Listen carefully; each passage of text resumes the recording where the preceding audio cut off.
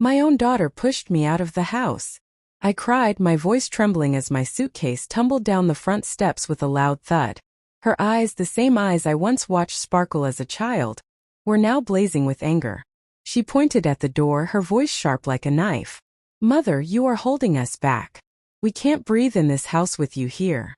Leave and don't come back." I froze. My legs felt heavy, my chest tight. I couldn't believe what I had just heard.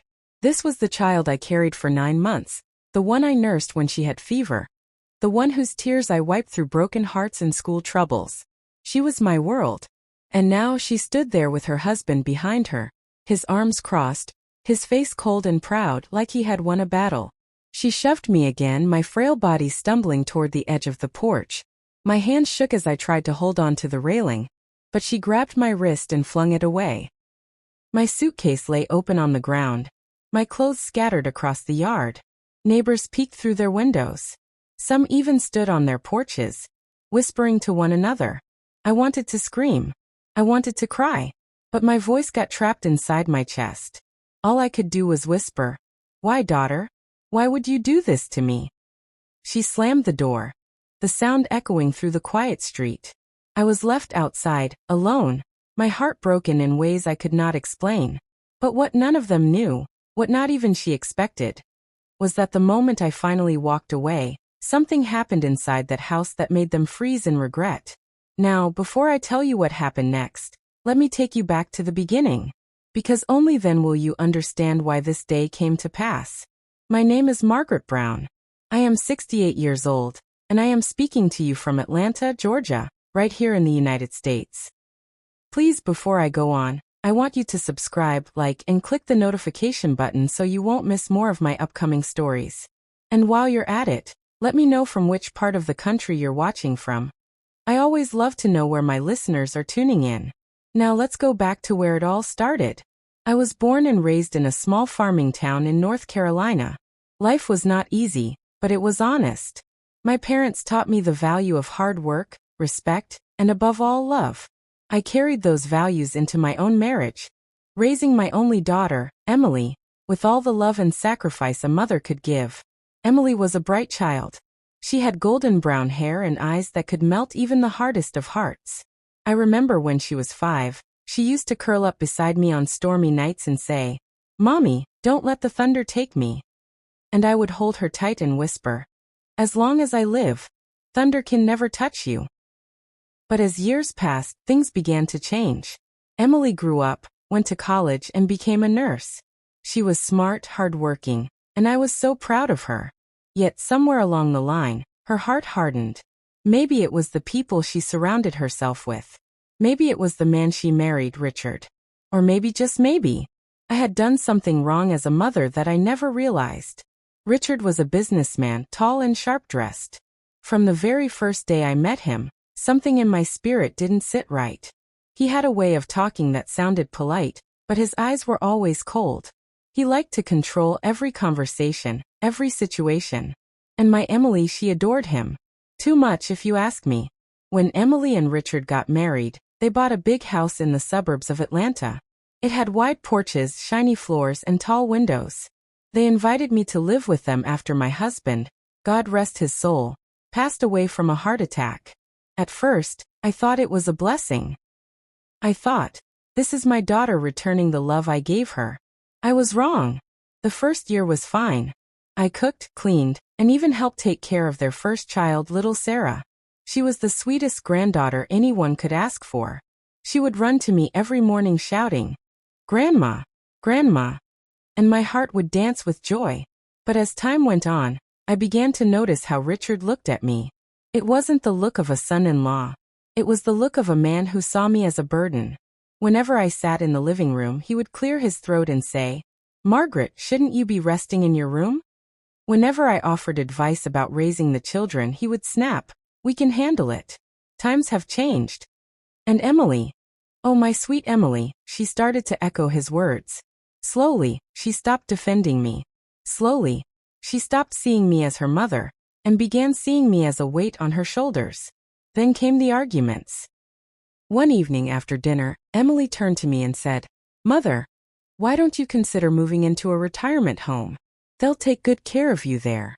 My spoon froze in my hand. A retirement home? Emily, am I not family? Why would I leave my family to live with strangers? She looked away embarrassed. It's just... Richard thinks. Richard. I snapped, slamming my spoon down. Richard thinks? And what do you think, Emily? Her lips trembled, but she said nothing. That night I cried myself to sleep. I had given my life for this child, and now she was thinking of sending me away. But little did I know, that was only the beginning of the storm that would lead to the day she pushed me out with her own hands. And when that storm hit, something so shocking happened inside that house that even they, Emily and Richard, were not prepared for it. That night after Emily mentioned the retirement home, I could not sleep. The walls of my room felt like they were closing in. I turned from side to side on the bed, but the tears would not stop flowing. My mind kept racing back to when Emily was little, when she used to cling to me, begging me never to leave her side. How could that same child now wish to send me away? The next morning, I got up early and made breakfast as usual. Pancakes, scrambled eggs, and bacon, the kind Emily loved when she was a girl. I hoped the smell would remind her of her childhood, remind her of my love. But when she came down the stairs, she barely looked at me. She grabbed a cup of coffee, mumbled something to Richard, and left for work without touching a bite. Richard sat across from me, staring at his newspaper. After a while he lowered it and said, Margaret, don't take it personally. Emily has her own family now. You should think about what's best for everyone. His tone was smooth, too smooth, like a snake slithering through grass. I wanted to shout at him, but instead I whispered, I am her family. I am part of everyone. He smirked, folded his paper, and walked out without another word. That smirk stayed with me all day. Later that week, I overheard them arguing in their bedroom. I hadn't meant to listen, but their voices were so loud they traveled down the hall. She's my mother, Emily cried. I can't just throw her away like garbage. Then she needs to start acting like a guest and not the owner of this house, Richard barked. I won't have her running things here. It's either her or me, Emily. You decide. My heart sank. My daughter was being forced to choose between me and her husband. I pressed my hand against the wall, trembling. I prayed silently. Lord, don't let her choose wrong. For a while things calmed down. Emily tried to act normal, cooking dinner with me, watching TV together. She even apologized one evening, saying, I didn't mean to hurt you, Mother. I just feel torn sometimes. I smiled weakly, but deep down, I knew Richard's words were eating at her. He had planted a seed, and it was only a matter of time before it grew into something I couldn't stop. Then came the day everything exploded. It was a Saturday afternoon. Emily had gone grocery shopping, and I was in the kitchen baking cookies with little Sarah. The sweet smell filled the air, and Sarah giggled as she licked the spoon. My heart felt full. This was what family was supposed to be. But when Richard came home, the atmosphere changed. He walked in, saw the flour on the counter, and scowled. Margaret, he said sharply. Why must you always make such a mess? This isn't your kitchen. I laughed softly, trying to lighten the mood. It's just flour, Richard. The little one is enjoying herself. But he wasn't amused. He stepped closer, his voice low but filled with venom. You don't belong here. You're poisoning Emily against me. You think I don't see it? Every time you whisper to her, every time you remind her of the past, you make her question me. I won't let you ruin my family. The knock came again, loud, deliberate, unsettling. It echoed through the house like a warning. None of us moved at first. We just stared at one another, our breaths shallow. Richard's face hardened. Who's knocking at this hour? He muttered, his voice tight with suspicion. Emily clutched Sarah and James closer. Don't answer it, she whispered. But Richard was already stomping toward the door, his fists still trembling with rage. The air was thick with tension. I could feel the children shaking, their small hearts pounding against their mother's chest. The knock came a third time, sharper now. Whoever it was wasn't going away. Richard yanked the door open, his voice booming. Who's there? Two uniformed police officers stood on the porch. The porch light shone across their badges, making them look like ghosts of authority. Good evening, sir. One of them said calmly. We got a call from this address. A neighbor reported loud noises, shouting, and what sounded like things breaking. Is everything all right here? Richard stiffened, his jaw clenching. He forced a tight smile. Everything's fine. Just a family argument. Sorry if we disturbed anyone. The taller officer glanced past Richard into the house. His eyes landed on Emily, clutching the children, both of them still crying softly. Then his gaze shifted to me, standing frozen in the hallway with my suitcase toppled over. His expression hardened. Sir, we'll need to step inside, the officer said firmly. Just to make sure. Richard's smile faded. That won't be necessary. The other officer spoke up. Sir, it's not a request. Emily gasped softly, relief flickering in her eyes. Sarah buried her face in her mother's shoulder. The officers stepped in, their boots heavy against the hardwood floor. They looked around the living room, at the shattered lamp, the broken glass, the overturned suitcase. The evidence of chaos lay everywhere. One of them turned to Emily. Ma'am, are you all right? Do you feel safe? Emily hesitated, glancing at Richard. Fear flickered in her eyes, but then she looked at Sarah and James. Something inside her seemed to shift. She straightened her back and whispered, No, we don't feel safe. Richard spun toward her, his face twisted with shock and betrayal. Emily, what are you? Sir, the officer interrupted sharply, stepping between them. I'm going to ask you to calm down. The second officer moved closer to Emily. Ma'am, would you like us to escort him out tonight? Emily trembled, torn between her fear and her courage. The whole house seemed to hold its breath, waiting for her answer. I held Sarah's hand and whispered softly, It's all right, darling. Everything will be okay. But deep inside, I knew nothing would ever be the same after Ton. The room was silent except for the sound of Sarah's soft sobbing and James's sniffles. The two officers stood like walls between us and Richard, their presence commanding and calm, yet tense. I could see the muscle in Richard's jaw twitch as he glared at Emily, as though her one whispered truth had cut him deeper than a knife.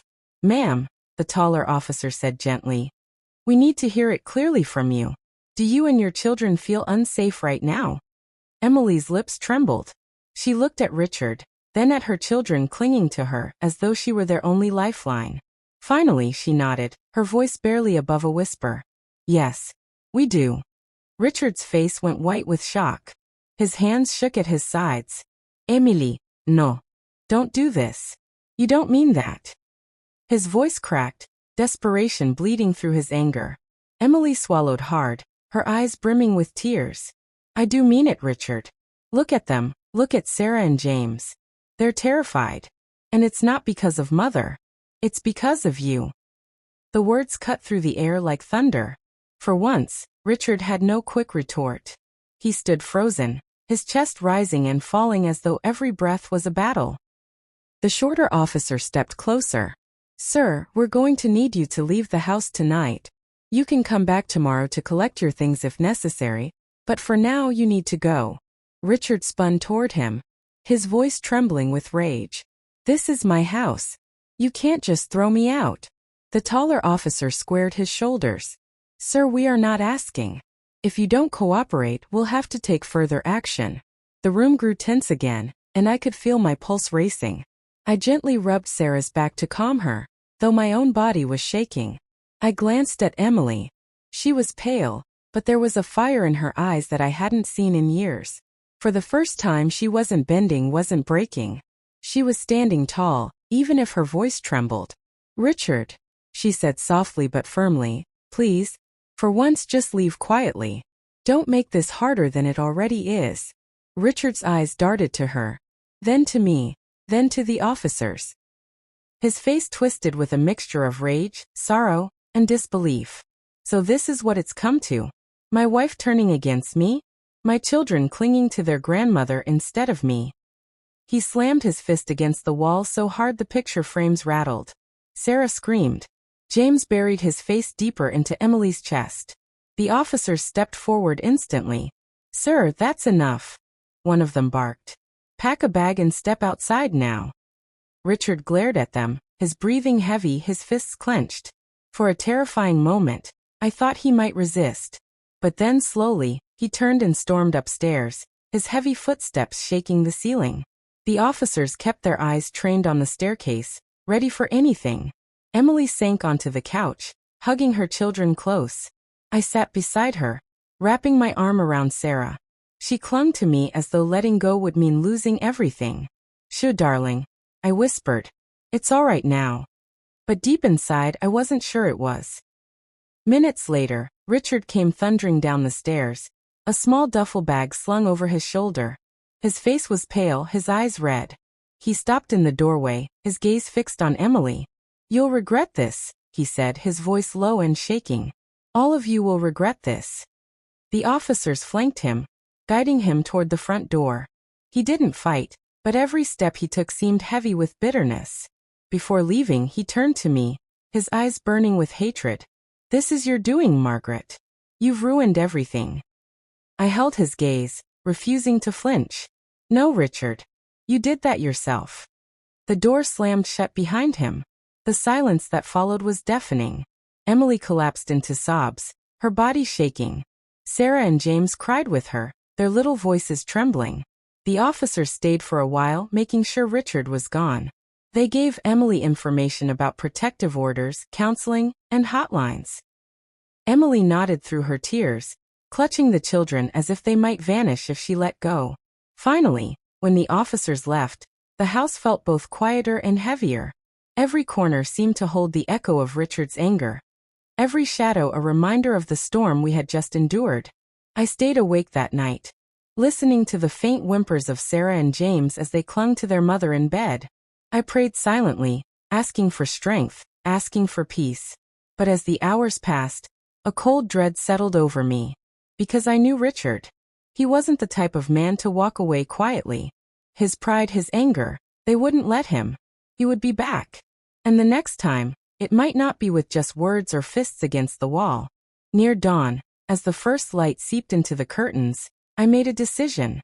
For the sake of Emily and the children, I would not allow him to break us.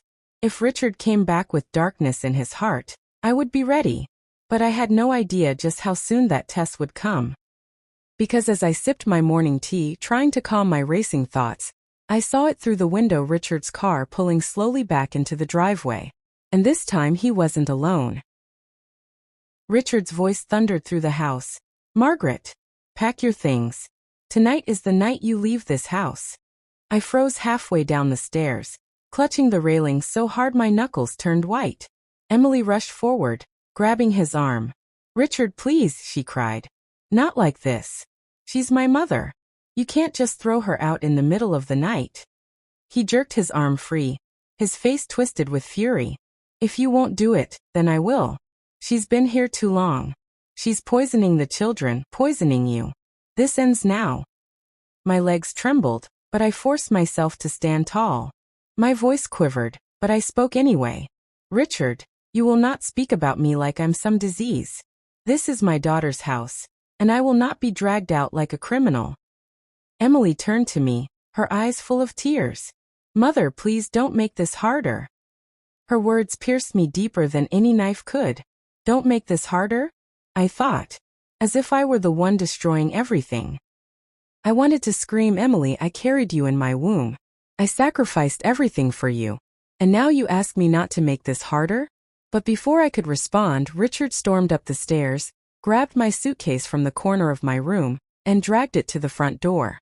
The wheels scraped against the floor, echoing like a final verdict. "Here," he shouted, throwing it against the porch. "There's your exit." Emily covered her face, sobbing. "Stop, Richard. You're going too far." He turned on her, his voice like ice. "If you can't stand by me in this, maybe you're the one who doesn't belong here."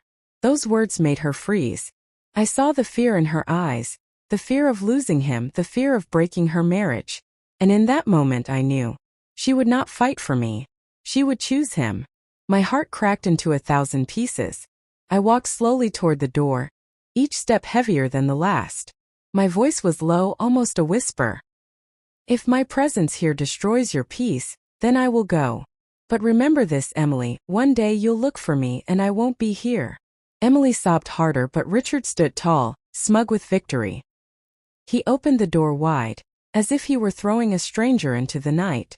I bent down to pick up my suitcase, but just as I touched it, a loud crash came from inside the house. The children screamed. Emily gasped and ran back into the living room. Richard followed, his face twisted in confusion. And I stood there on the porch, my heart racing, wondering what on earth had just happened inside that house. The sound of the crash shook me to my core. For a moment I thought lightning had struck inside the house, though the night sky was calm. My suitcase slipped from my hand as I rushed back through the doorway. The children were screaming in the living room. A glass table had shattered across the floor, shards glinting under the ceiling light. The lamp that once stood proudly on top had toppled and lay in pieces. Sarah stood frozen, her small hands covering her ears, while her brother, little James, wailed in the corner. Emily dropped to her knees, scooping Sarah into her arms. "Shoo, baby, it's okay. Mommy's here." Richard cursed under his breath, storming into the room. "Which one of you did this?" His voice was harsh, demanding, as though the children had brought down the table on purpose. "They're terrified," I snapped, rushing to James and pulling him into my arms. "Do you not see that? Look at them." James buried his face in my chest, sobbing uncontrollably. I stroked his hair, my own heart pounding. Emily looked up at Richard, her eyes red with tears. "Stop yelling. They didn't do this." Richard's jaw tightened. "Then who did? Things don't just smash themselves."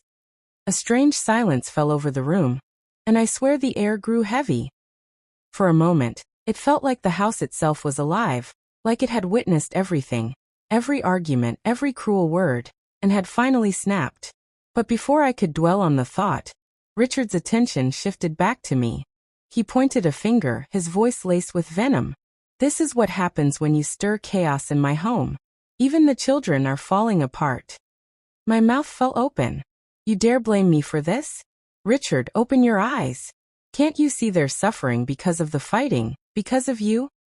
Emily flinched as though my words had struck her, but she said nothing. Her silence was like a knife twisting deeper into my chest. The night dragged on in chaos. We cleaned up the shattered glass, soothed the children, and tried to restore calm, but nothing truly settled. Richard remained angry, muttering under his breath, while Emily avoided my eyes completely. When I finally retreated to my room, my hands shook as I folded my clothes back into my suitcase. I sat on the edge of the bed, staring at the wall.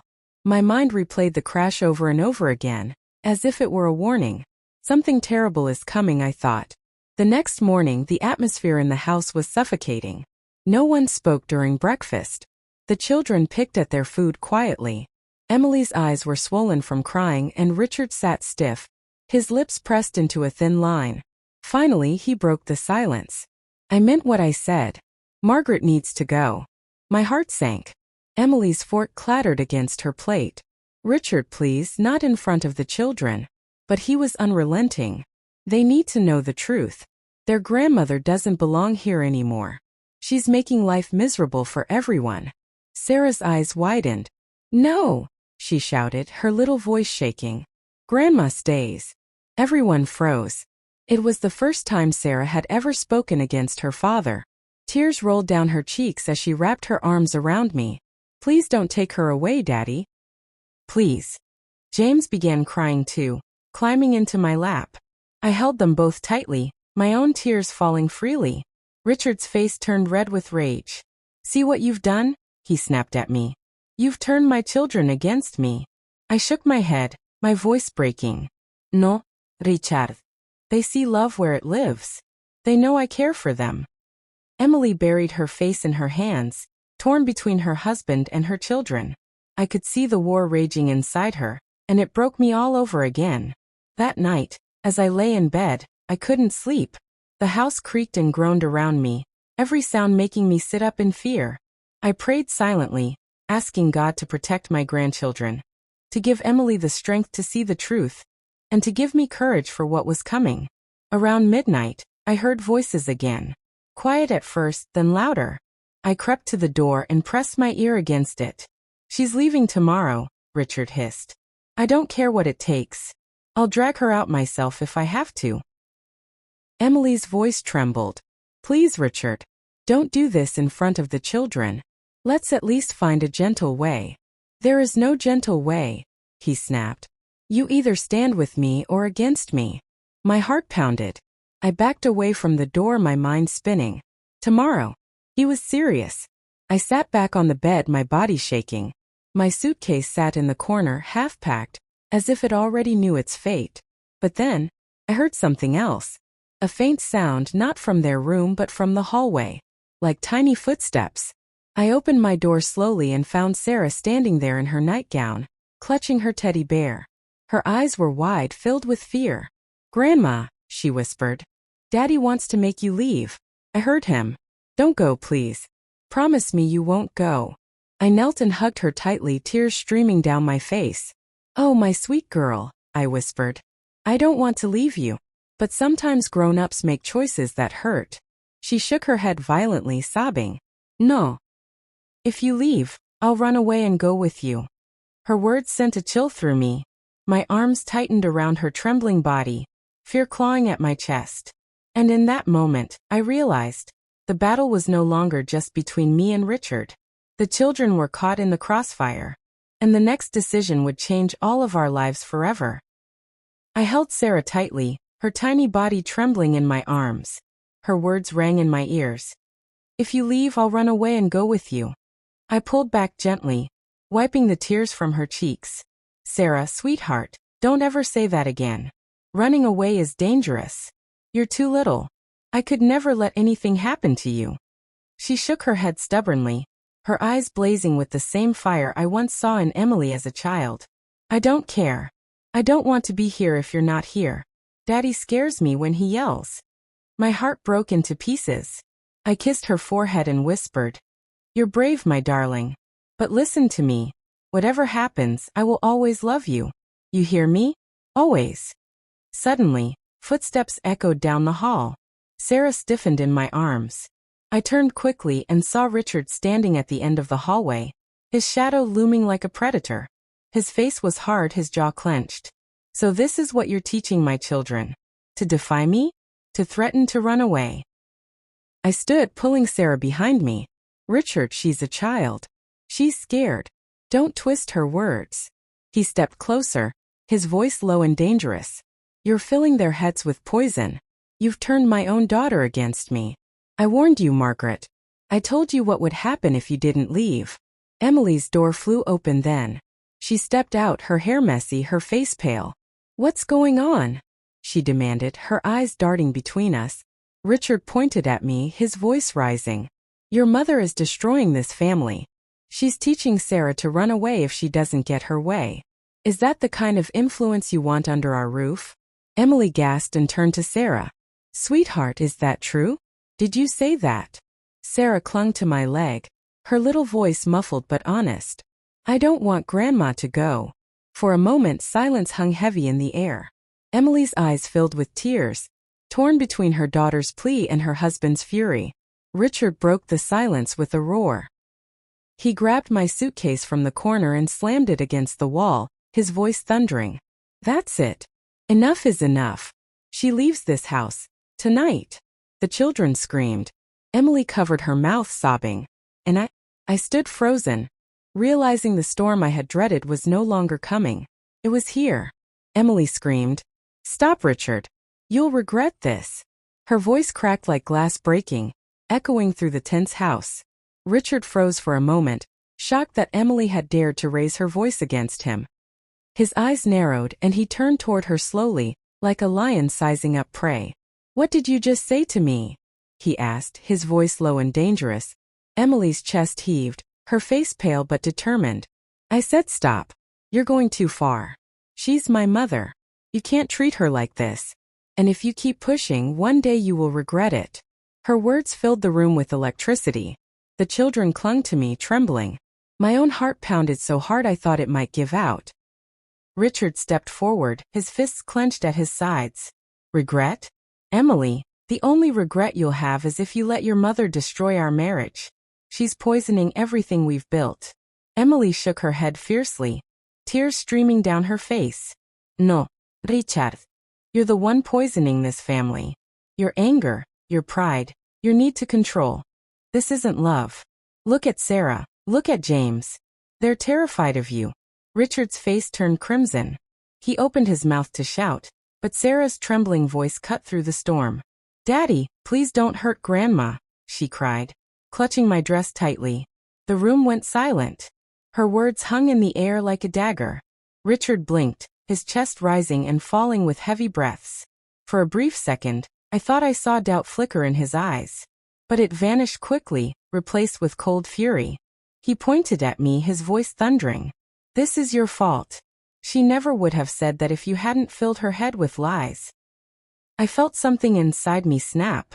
For too long, I had swallowed my pain, kept quiet for the sake of peace. But not anymore.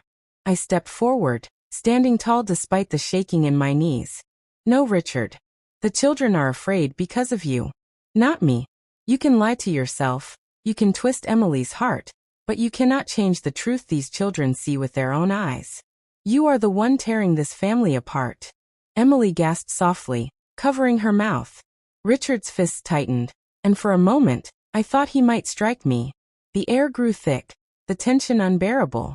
But then something unexpected happened. James, who had been silent all this time, suddenly shouted in his tiny voice, "Leave Grandma alone." Everyone froze. Richard turned sharply toward his son, his mouth open in shock. The boy stood trembling, but his little fists were balled, his eyes wide with courage. Emily's tears flowed freely now. She pulled both children into her arms, sobbing. Do you see this, Richard? Even your own children are standing against you. Is this the man you want to be? A man his family fears. For the first time, Richard faltered. His shoulders sagged slightly, and his eyes darted between Emily, the children, and me. He opened his mouth, but no words came out. I took a deep breath, my voice firm. Richard, listen to me. I am not your enemy. I never wanted to come between you and my daughter. All I wanted was to love my family and be part of their lives. But if my presence brings only hatred, then maybe I should go. Not because you demand it, but because I will not allow these children to grow up in fear. Emily shook her head violently. No, Mother, don't say that. You're not the problem. He is. Richard snapped his head toward her, his eyes blazing. So you choose her? Over me. The question hung in the air like a death sentence. Emily froze, her lips trembling, her arms wrapped tightly around the children. Finally, she whispered, I choose what's right. Richard's face twisted with rage. He grabbed the shattered lamp base from the floor and hurled it against the wall, the sound exploding like thunder. The children screamed again, burying their faces in Emily's chest. I rushed forward, my body moving on instinct. Stop this madness, Richard. You're scaring your own family. He turned on me, his eyes wild, his breath ragged. For the first time, I feared he might truly hurt me. My heart pounded, my hands trembling. But just as he stepped forward, Emily screamed again.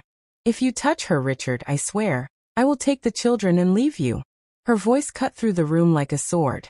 Richard stopped dead in his tracks, his face draining of color. What did you say? He whispered. Emily stood tall now, her tears drying into determination. I said if you ever lay a hand on my mother, if you ever hurt her, I will walk out that door with Sarah and James, and you will never see us again. The silence that followed was deafening. Richard stared at her, his jaw trembling, his chest rising and falling. For a moment, he looked less like a man and more like a cornered animal. Finally, he muttered, You wouldn't dare. Emily lifted her chin. Try me. The room stood still, every heart beating in suspense. I held my breath, waiting for his next move. But before anything else could happen, a sudden knock at the front door shattered the silence. We all turned, startled. It was nearly midnight. Who could possibly be knocking at this hour? Richard's face darkened, suspicion flickering in his eyes. Emily clutched the children closer. I felt a chill crawl down my spine. Whoever was at that door was about to change everything. The knock came again, loud, deliberate, unsettling. It echoed through the house like a warning. None of us moved at first. We just stared at one another, our breaths shallow. Richard's face hardened. Who's knocking at this hour? He muttered, his voice tight with suspicion. Emily clutched Sarah and James closer. Don't answer it, she whispered. But Richard was already stomping toward the door, his fists still trembling with rage. The air was thick with tension. I could feel the children shaking, their small hearts pounding against their mother's chest. The knock came a third time, sharper now. Whoever it was wasn't going away. Richard yanked the door open, his voice booming. "Who's there?" 2 uniformed police officers stood on the porch. The porch light shone across their badges, making them look like ghosts of authority. "Good evening, sir," one of them said calmly.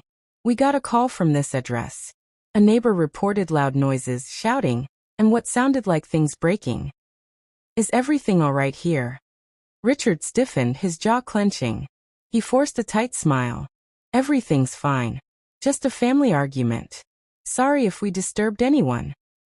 The taller officer glanced past Richard into the house. His eyes landed on Emily, clutching the children, both of them still crying softly.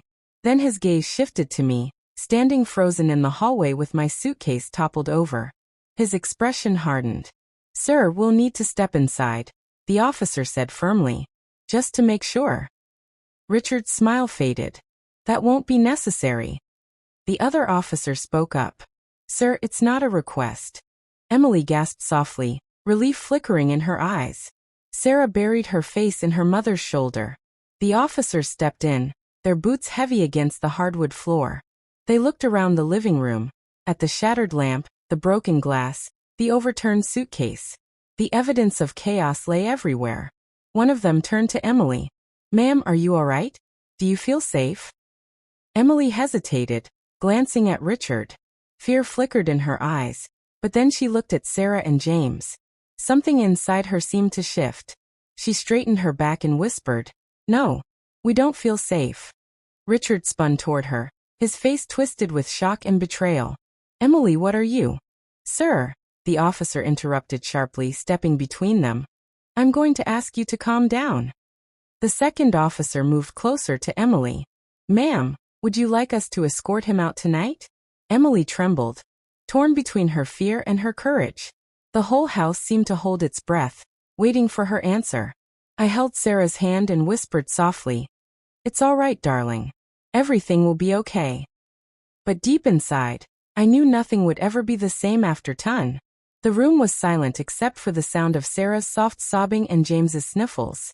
The 2 officers stood like walls between us and Richard, their presence commanding and calm, yet tense. I could see the muscle in Richard's jaw twitch as he glared at Emily, as though her one whispered truth had cut him deeper than a knife. "Ma'am," the taller officer said gently, "we need to hear it clearly from you. Do you and your children feel unsafe right now?" Emily's lips trembled. She looked at Richard, then at her children clinging to her as though she were their only lifeline. Finally, she nodded, her voice barely above a whisper. "Yes, we do." Richard's face went white with shock. His hands shook at his sides. "Emily, no. Don't do this. You don't mean that." His voice cracked, desperation bleeding through his anger. Emily swallowed hard, her eyes brimming with tears. "I do mean it, Richard. Look at them, look at Sarah and James. They're terrified. And it's not because of Mother. It's because of you." The words cut through the air like thunder. For once, Richard had no quick retort. He stood frozen, his chest rising and falling as though every breath was a battle. The shorter officer stepped closer. "Sir, we're going to need you to leave the house tonight. You can come back tomorrow to collect your things if necessary, but for now you need to go." Richard spun toward him, his voice trembling with rage. "This is my house. You can't just throw me out." The taller officer squared his shoulders. "Sir, we are not asking. If you don't cooperate, we'll have to take further action." The room grew tense again, and I could feel my pulse racing. I gently rubbed Sarah's back to calm her, though my own body was shaking. I glanced at Emily. She was pale, but there was a fire in her eyes that I hadn't seen in years. For the first time, she wasn't bending, wasn't breaking. She was standing tall, even if her voice trembled. "Richard," she said softly but firmly, "please, for once just leave quietly. Don't make this harder than it already is." Richard's eyes darted to her, then to me, then to the officers. His face twisted with a mixture of rage, sorrow, and disbelief.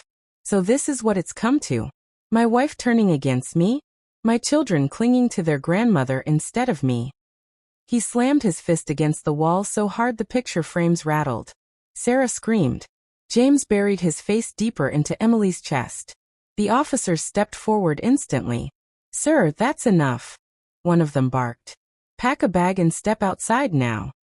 Richard glared at them, his breathing heavy, his fists clenched. For a terrifying moment, I thought he might resist. But then slowly, he turned and stormed upstairs, his heavy footsteps shaking the ceiling. The officers kept their eyes trained on the staircase, ready for anything.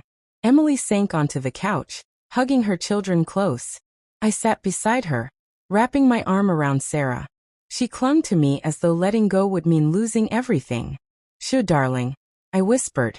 It's all right now. But deep inside, I wasn't sure it was. Minutes later, Richard came thundering down the stairs, a small duffel bag slung over his shoulder. His face was pale, his eyes red. He stopped in the doorway, his gaze fixed on Emily. You'll regret this, he said, his voice low and shaking. All of you will regret this. The officers flanked him, guiding him toward the front door. He didn't fight, but every step he took seemed heavy with bitterness. Before leaving, he turned to me, his eyes burning with hatred. This is your doing, Margaret. You've ruined everything. I held his gaze, refusing to flinch. No, Richard. You did that yourself. The door slammed shut behind him. The silence that followed was deafening. Emily collapsed into sobs, her body shaking. Sarah and James cried with her, their little voices trembling. The officers stayed for a while, making sure Richard was gone. They gave Emily information about protective orders, counseling, and hotlines. Emily nodded through her tears, clutching the children as if they might vanish if she let go. Finally, when the officers left, the house felt both quieter and heavier. Every corner seemed to hold the echo of Richard's anger. Every shadow a reminder of the storm we had just endured. I stayed awake that night, listening to the faint whimpers of Sarah and James as they clung to their mother in bed. I prayed silently, asking for strength, asking for peace. But as the hours passed, a cold dread settled over me. Because I knew Richard. He wasn't the type of man to walk away quietly. His pride, his anger, they wouldn't let him. He would be back. And the next time, it might not be with just words or fists against the wall. Near dawn, as the first light seeped into the curtains, I made a decision. For the sake of Emily and the children, I would not allow him to break us. If Richard came back with darkness in his heart, I would be ready. But I had no idea just how soon that test would come. Because as I sipped my morning tea, trying to calm my racing thoughts, I saw it through the window, Richard's car pulling slowly back into the driveway. And this time he wasn't alone. The sound of tires crunching over the gravel made my heart lurch. I set my teacup down with trembling hands and moved closer to the window. The morning sun cast a pale glow over the driveway, and there it was, Richard's car, creeping in like a predator returning to its prey. But what froze me to the spot wasn't just the car. It was the silhouette of another person sitting in the passenger seat. Mother. Emily's tired voice came from behind me. She rubbed her eyes, her hair tangled from a restless night. What is it? I swallowed hard, pointing at the window. He's back. And he's not alone. Emily rushed forward, her face draining of color when she saw the car. Her hands shook as she pulled Sarah and James closer to her side. Who's with him? She whispered. The passenger door opened, and a tall, stern-looking man stepped out. His suit was pressed, his expression sharp and unfriendly. He carried a briefcase. My chest tightened. A lawyer, I muttered under my breath. Richard slammed his own car door shut and strode toward the house, his face set with cold determination. The lawyer followed closely behind. Emily's voice cracked. Oh no, he's going to try and take the children. The thought hit me like a knife. My knees nearly gave out. Richard wasn't just coming back with anger this time. He was coming back with power. A knock rattled the front door, firm and unyielding. Richard's voice boomed from the porch. Emily, open the door. We need to talk. Now. Emily backed away, shaking her head. I don't want to see him. Not after last night. I touched her arm gently. Stay calm. The children need you steady. The knock came again, louder this time. Then Richard's voice grew sharper. Emily, if you don't open this door, I'll make things much worse for you. This man is my lawyer. He'll make sure you pay for keeping my children away from me. Sarah whimpered and clung to her mother's leg. James whispered, I don't want Daddy to take us. Tears filled Emily's eyes. She looked at me, her lips trembling. Mother, what do we do? I drew in a deep breath. My heart was pounding, but I forced my voice to stay steady. Emily, listen to me. You have rights. Don't let him bully you into opening that door. Last night, the officers told you exactly what steps to take. Until there's a proper order in place, he cannot just storm in here and take the children. Another knock shook the door. This time it wasn't just a demand, it was a warning. I stood tall, motioning for Emily to take the children upstairs. Go. Now. Keep them safe. I'll handle this. Emily hesitated, fear clouding her face, but finally she nodded and hurried the children up the stairs. The house was silent except for the faint sound of Richard's heavy breathing outside the door. And as I reached for the doorknob, I knew this confrontation would decide more than just the morning. It could decide the fate of our family. I stood at the door, my hand hovering over the knob. My heart thundered in my chest, but my mind was clear. Richard wasn't just angry this time. He was calculating, and the man beside him was proof of that. Emily. Richard barked again from the porch. If you don't open this door, I'll have the police here, and next time, they won't be on your side. They'll be here to enforce the law. Open up. I tightened my grip on the knob, then slowly pulled it open just enough to step outside. I didn't want Richard barging in and scaring the children. He smirked when he saw me.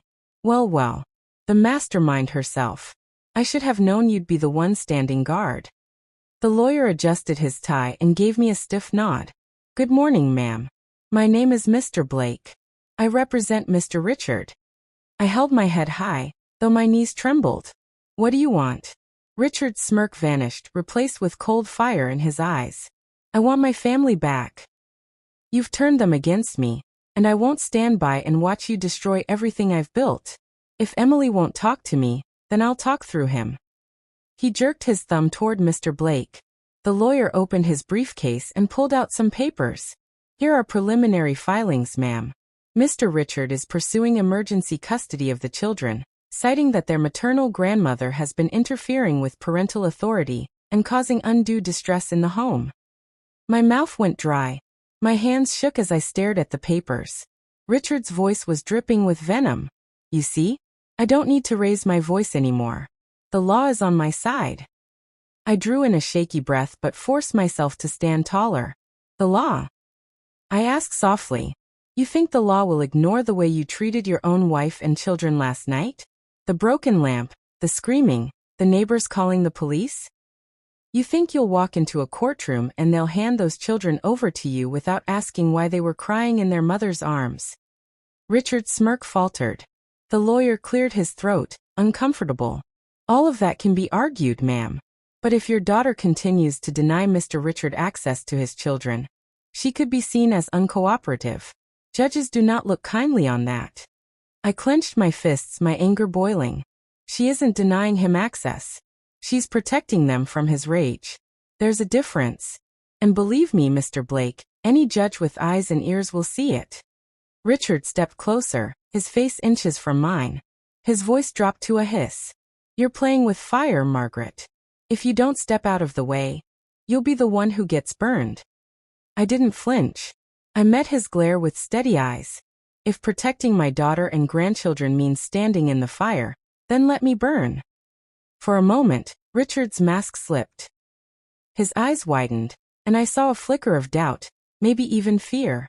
But then it was gone, replaced by the same icy anger that had fueled him for years. Emily's voice floated down the staircase then, shaky but firm. Richard, leave. He froze, turning toward the door. Emily stood halfway down the stairs, her hands gripping the railing, Sarah and James peeking out from behind her legs. You heard me, she said, louder this time. Leave. We don't want you here. Not today, not tonight. Not until you change. Richard's eyes softened for a moment as he looked at her, as though the man she once loved was trying to claw his way back to the surface. But it didn't last. His jaw tightened again. "You'll regret this, Emily," he said, his voice breaking slightly. "You think your mother will always be here to protect you? One day she won't. And when that day comes, you'll come crawling back to me." Emily's lips trembled, but she stood tall. "If I ever crawl, it will be away from you, not toward you." The lawyer touched Richard's arm gently. "Sir, perhaps we should go. There are better ways to resolve this." Richard didn't move at first. His eyes lingered on the children, who were clutching Emily's dress tightly. Finally, with a sharp inhale, he turned and stormed back toward the car. The lawyer followed, glancing back at me with an apologetic look. The car engine roared to life, and within seconds, they were gone, leaving a cloud of dust behind them. Emily sank onto the stairs, sobbing. Sarah and James wrapped their arms around her, crying too. I rushed to them, holding all three tightly. "It's over," I whispered, though in my heart I knew it wasn't. "He's gone." Emily shook her head. "No, Mother. This is just the beginning. He won't stop. Not until he feels he's won." And she was right. I could feel it in my bones. Richard was a man who couldn't stand losing. And now, for the first time in his life, he was losing his family. That made him dangerous. Later that night, as the children finally drifted into uneasy sleep, I sat alone in the living room, staring out the window. Every shadow outside looked like his figure. Every sound of a car on the street made my heart race. I whispered a silent prayer, asking for protection, because I knew Richard would be back. And the next time he might not come alone. The house was still heavy with fear days after Richard's visit. Emily tried to keep things normal for the children, but their laughter was quieter now, their smiles dimmer. Even Sarah, who had once been full of fire, clung to Emily's hand wherever she went. I did my best to stay strong, but truthfully I barely slept. Every creak of the house at night sent my heart racing. I kept imagining Richard's shadow standing at the window, waiting to pounce. Then one afternoon the phone rang. Emily picked it up, her face pale as she listened. When she hung up, her hands were shaking. "It was the school," she whispered. "Richard tried to pick Sarah and James up early today. He told the office he had permission. Thank God the principal refused without my written consent." My stomach dropped. "He's getting bolder." Emily nodded, tears filling her eyes. "He's trying to get to them when I'm not looking. Mother, what if one day I'm too late? What if he actually takes them?" I grabbed her hands, forcing her to meet my eyes. "That's why you need to act quickly, Emily. File for that protective order now. Don't wait another day. The longer you hesitate, the more dangerous it becomes." Emily swallowed hard, then nodded. "You're right. Tomorrow I'll go down to the courthouse." But that night, before she could even make her move, Richard made his. We were sitting in the living room when the sound of gravel crunching echoed again. I froze, dread crawling down my spine. Emily peeked out the window and gasped.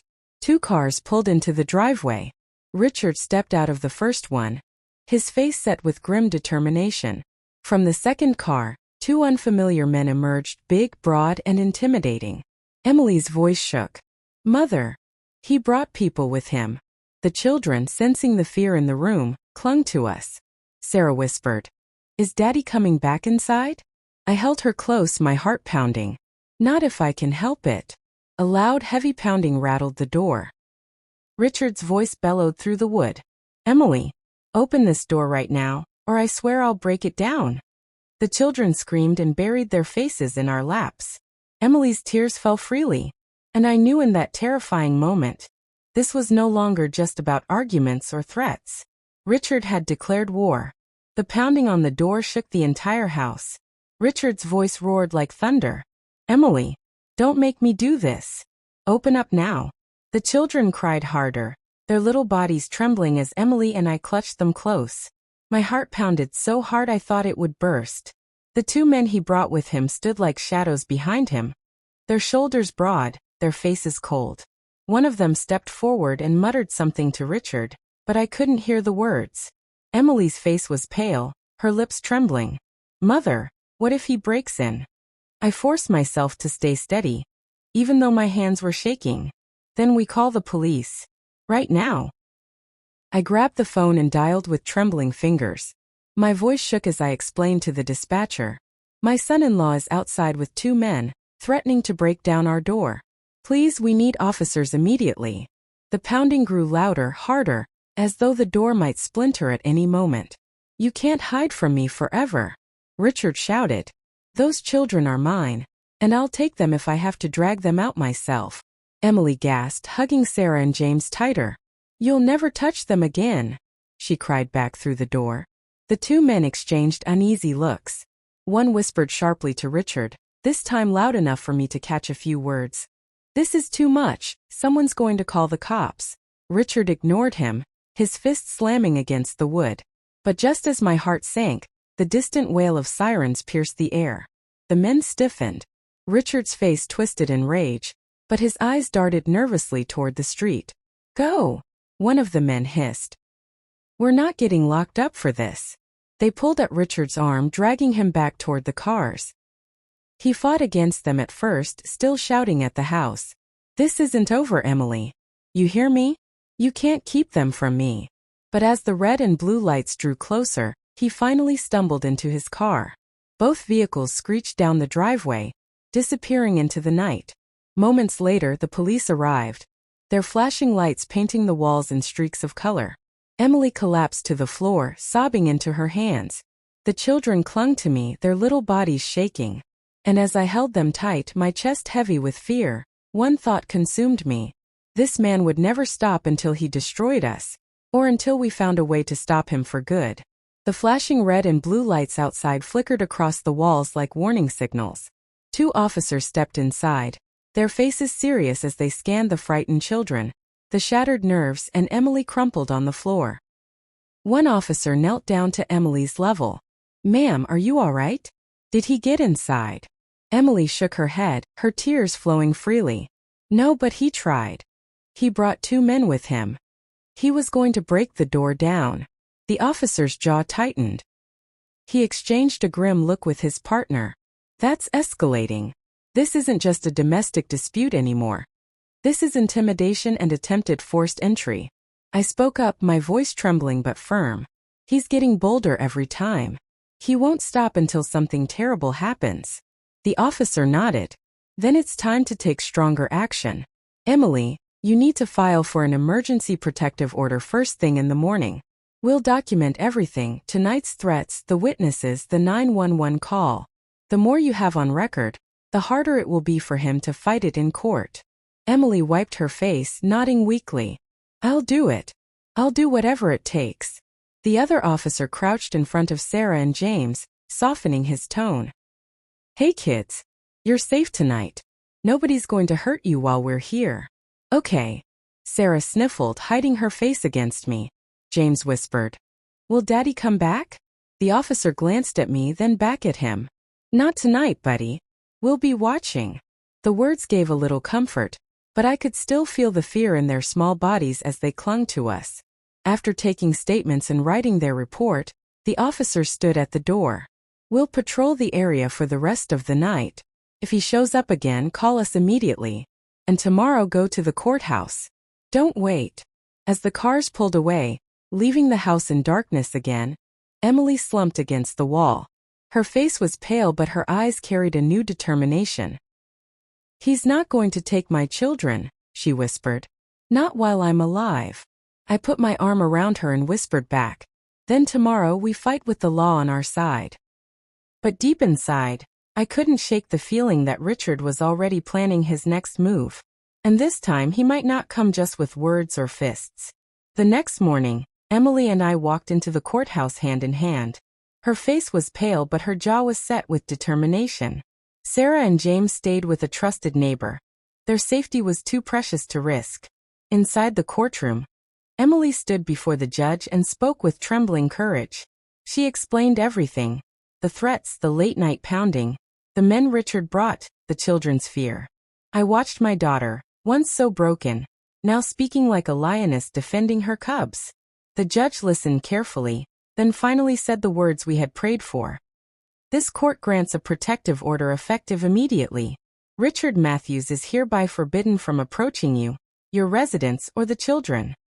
Tears rolled down Emily's cheeks. She turned to me and whispered, Mother, we did it. We finally did it. But the fight wasn't quite over. Richard stormed into the courtroom that afternoon, his face red with fury when he heard the ruling.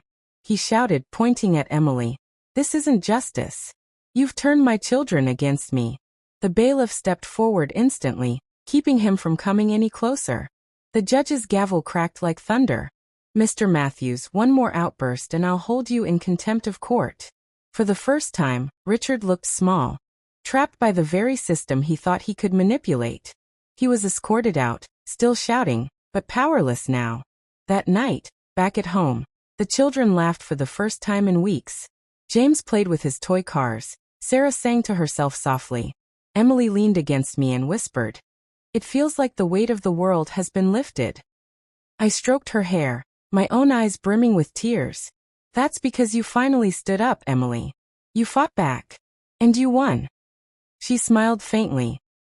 "I couldn't have done it without you, Mother. You believed in me when I didn't even believe in myself."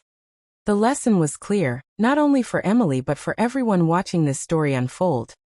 Family should protect, not destroy.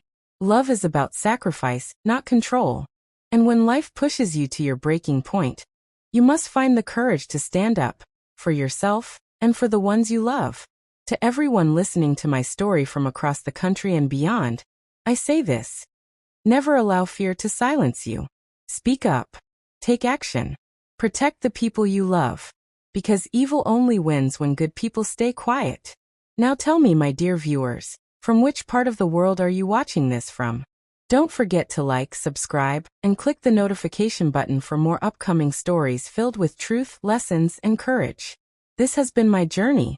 My own daughter pushed me out of the house, but when I finally left, they froze in regret. And I pray no one else has to live it.